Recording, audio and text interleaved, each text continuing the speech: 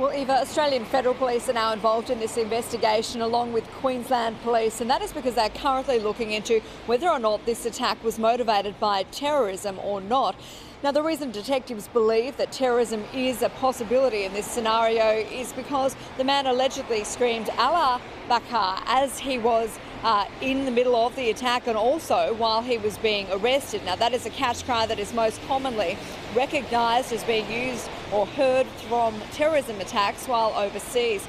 Now, police officers were called to a backpackers hostel in Home Hill, just south of Townsville, around 11:15 last night after reports that someone had been stabbed. When they arrived on the scene, unfortunately, a 21-year-old British backpacker was found deceased. A 30-year-old British man, also a backpacker, was in a critical condition.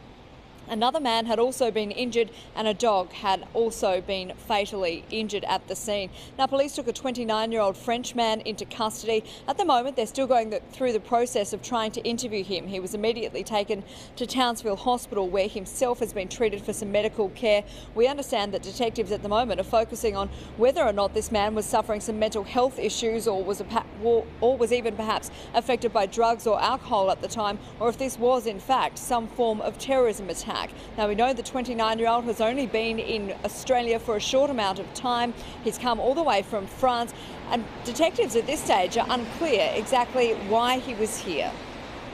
That if there is any indication that this has an extremist slant to it, or this person had been radicalised, that we will be able to discover that. There's no indications to indicate other than the fact that he was acting alone. Albeit it is a shocking incident and the community should remain vigilant.